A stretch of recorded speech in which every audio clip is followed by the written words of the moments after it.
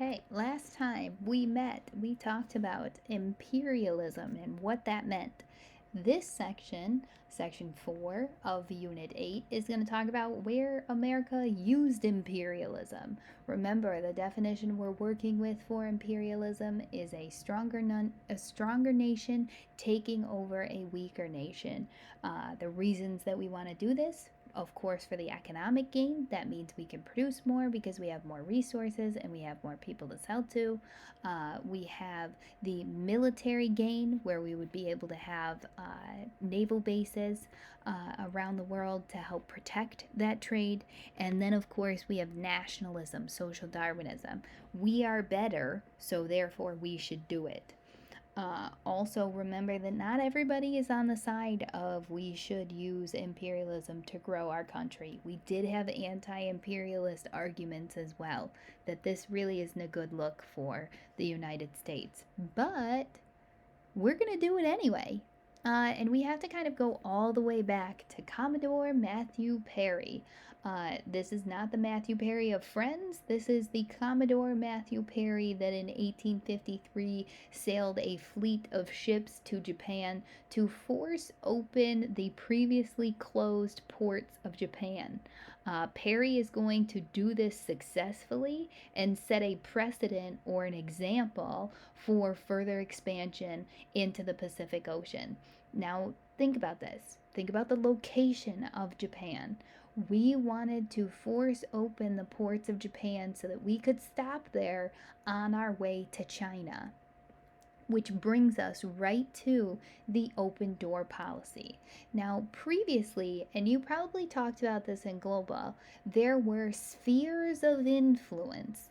This is really similar to colonial rule controlling the trade, and these were formed by European countries. And if you had a sphere of influence, you had an area that you could pull into in China, and you could trade, and you could set your own terms of trade.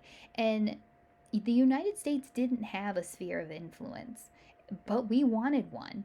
So, Secretary of State John Hay is going to look at these spheres of influence and think, okay, we don't have one. Other European countries do have one. This is going to hurt our trade if we don't get one because we're kind of being blocked from trading with China. So, what Hayes is going to do, and I love this, it is so creative. Hayes sends out these open door notes to the nations that already had spheres of influence. These nations are going to be France, Russia, Germany, Great Britain, Japan. And what he does is he requests free trade in China. He says, I know you guys kind of have this sphere of influence thing going on, but could we just ixnay those and make sure that everybody can trade in China equally, maybe? Great Britain is going to be the only one that agrees. Everybody else doesn't. But you know what? Hayes says, well, white lie is never going to hurt anybody. He says, everybody did agree. Everybody loves the idea. Let's open it up. Let's create that open door in China. And when he says everybody else agrees, the different nations are like, well, geez, Louise, I guess we got to get down with this too, or else we're gonna have to fight a war. And is China really worth fighting a war over? I guess not. And that forces these other nations to comply, and everybody accepts the open door notes, and that opens up China for the United States to trade in, which is a pretty great way of getting China to open up to us. Other places that we see American imperialism, Alaska. Alaska was previously owned by Russia. Now, Secretary of State William Seward is going to look at Alaska and say, okay, couple of different reasons we should probably have Alaska. One, we need to expand the United States. Pretty simple. Two, we need to get Russia out of the North American continent. Okay, so we want to get rid of Russia and we want to expand the United States. Cool. We purchase Russia for 7.2, or we purchase Alaska from Russia for $7.2 million. Now, in the beginning, Alaska's not a great purchase. Of course there are natural resources there like timber, but we didn't really find the oil until later on. So we call Alaska Seward's Folly, um, until we find the oil. And when we do find the oil, it's really kind of an I told you so from Seward. Now, we purchase Alaska and we formally transfer it to the United States in 1867.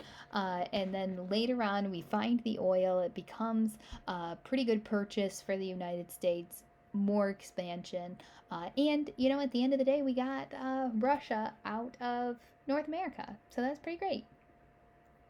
Hawaii is another time that we see the use of imperialism. America had business holdings in Hawaii for a long time due to the sugar industry. Remember the sugar industry from the Spanish American War? We can't really grow it successfully in the United States. We need a more tropical climate. We don't get Cuba from the Spanish American War, so we start to look to other places that we could get where we can have full control over the sugar industry. In the 1890s, the relationship between the United States and Hawaii changes when we put a tariff on sugar, trying to encourage Americans to purchase the very expensive homegrown sugar. But we couldn't produce enough sugar on our own, so President William Henry Harrison is going to begin the annexation process of Hawaii, which was halted by President Cleveland.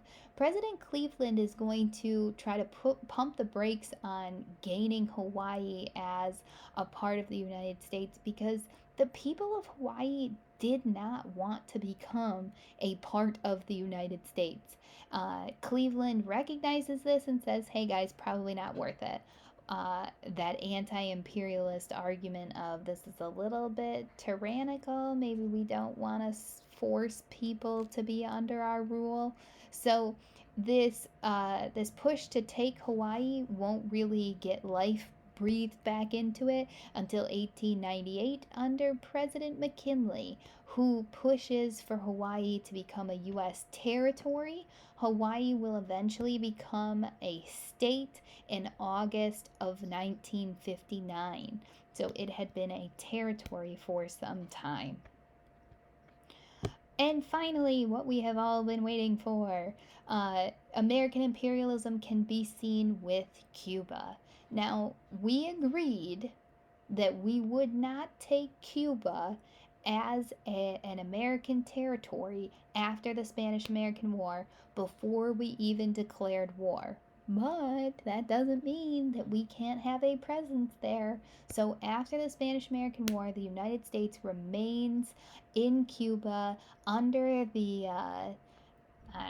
under this mask of we're helping restore Cuba. They just had this huge war there. We need to help them.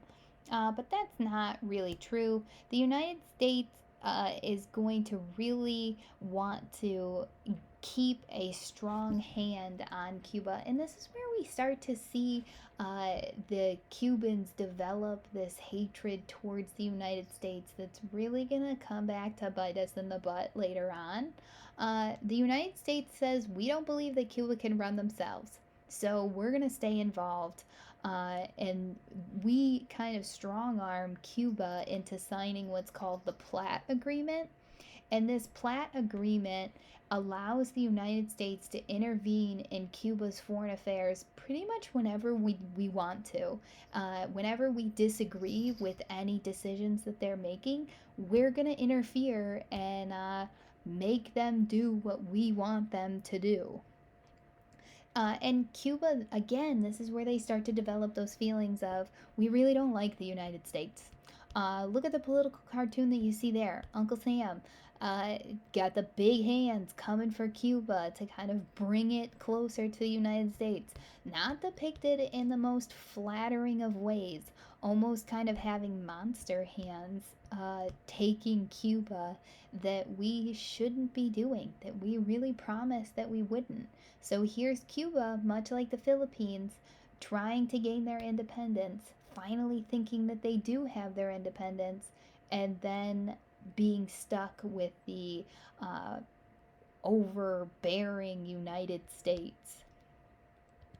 Now, next time we come together, we're going to talk about a little bit more of American imperialism and how we interact with other countries and what that meant for the United States.